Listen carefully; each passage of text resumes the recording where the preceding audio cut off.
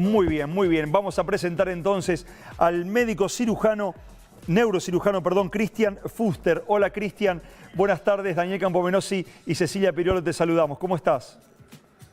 Hola Cecilia, hola Daniel, ¿cómo están? Buenas tardes. Bueno, te hemos llamado por este tema realmente que ha paralizado un poco a todos los argentinos y una noticia que ha recorrido y recorre todavía el mundo.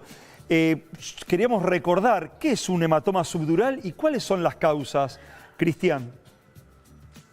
Mira, un hematoma subdural es básicamente la colección de sangre entre el órgano, el cerebro, y la capa que tiene el cerebro que lo recubre, que es como si fuese una cubierta de goma que lo recubre, que se llama dura madre. Entre la dura madre y el cerebro hay unas venas chiquititas que se llaman venas puentes, que son las que se rompen frente a un traumatismo, hacen que se vuelque sangre en ese espacio que hay entre el cerebro y esta cobertura que tiene el cerebro, que no es el hueso, sino que es por debajo del hueso, y esta sangre genera un mecanismo de ósmosis, se llama atrae líquido, le saca un poco de líquido al cerebro y así el hematoma se va desarrollando, crece y empuja el cerebro, y cuando lo empuja genera los síntomas neurológicos que tienen los pacientes.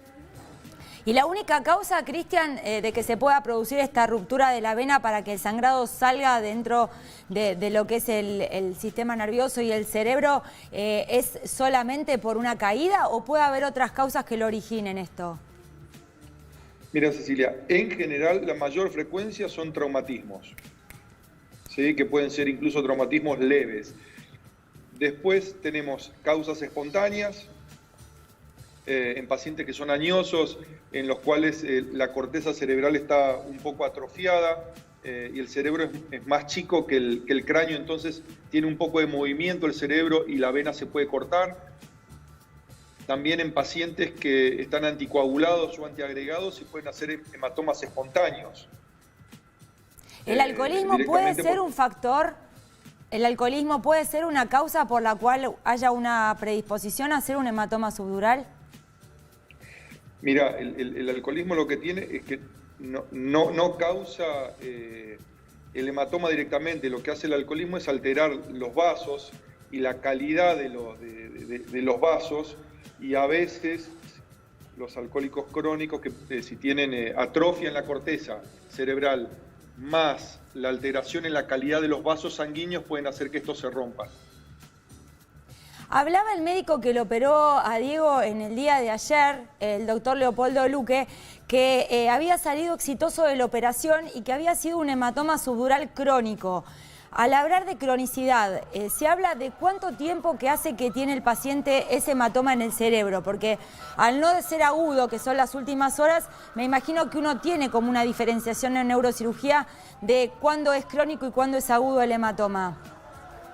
Mira, por lo agudo hasta 2 o 3 semanas se pueden considerar agudos. A partir de la cuarta semana, tercera, cuarta, se consideran crónicos y aparte se consideran crónicos desde el lugar de la imagen. Cuando uno ve la imagen en la resonancia, hay cambios en la estructura del hematoma que a uno lo hacen determinar que es un hematoma crónico. Ya no hay tanta presencia de sangre fresca como hay al inicio. Hay más líquido circulante, que es un líquido de características bien especiales, y eso es lo que determina, cuando uno lo está mirando en la imagen, en la resonancia o en la tomografía, también, además del tiempo, las características que tiene el hematoma para determinar que es crónico y que lleva un tiempo de evolución. Y doctor, ¿y por qué se decide operar, digamos? Se decide operar por varias situaciones. Una, el contexto de síntomas y signos que tienen los pacientes, ¿sí? Si el paciente tiene muchos síntomas, tiene muchos signos, tiene mucho deterioro neurológico, hay que operarlo para recuperarlo. Otro factor es el tamaño del hematoma. Si el hematoma es grande y uno sospecha que va a seguir creciendo el hematoma, porque estos hematomas pueden seguir creciendo, hay que operarlos. Digamos que entre esas dos situaciones, los síntomas del paciente y el tamaño del hematoma es lo que define por la cirugía o por una conducta expectante. Hay muchos pacientes que no se operan, que se espera pero bueno, tienen pocos síntomas, están en condiciones de esperar, se esperan también en control, uno los ve, no sé, una vez por semana, cada 15 días hace una tomografía, uno lo va siguiendo. Y si la situación cambia, bueno, decide operarlos, pero la verdad que hay muchos pacientes que no se operan y hay muchos pacientes que no se operan y que además el hematoma se reabsorbe. Ahora, mi pregunta sería, ¿vos creés, obviamente uno siempre tiene que ir a la historia clínica del paciente, ¿no? Y no te quiero hacer hablar de un paciente que vos no conocés, pero en líneas generales, cuando vos a un paciente lo internás por un cuadro de deshidratación y anemia, le haces una tomografía, ¿es un hallazgo un hematoma subdural crónico en un paciente que se interna por otra causa?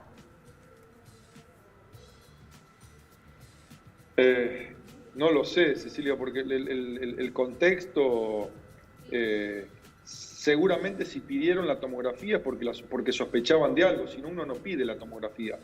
Entonces no solamente es difícil analizar sin tener información, pero si uno pide una tomografía de cerebro en un paciente es porque sospecha algo, no solamente él esté echando la culpa a la anemia y a la deshidratación. Si uno pide una tomografía porque está sospechando que tal vez hay algo en el cerebro.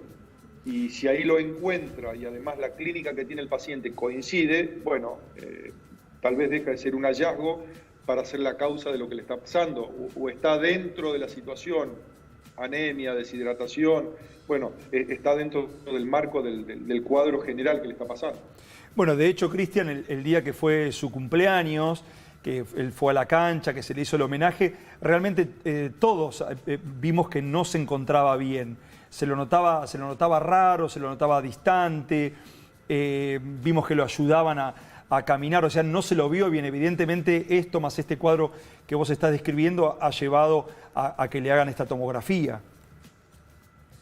Sí, yo imagino que uno cuando tiene un paciente de estas características y que ve que hay de alguna manera un deterioro en parámetros neurológicos, está indicado hacerle una tomografía. Claro. Me parece que estuvo bien indicado y bien manejado. De hecho, hicieron la tomografía y encontraron el hematoma.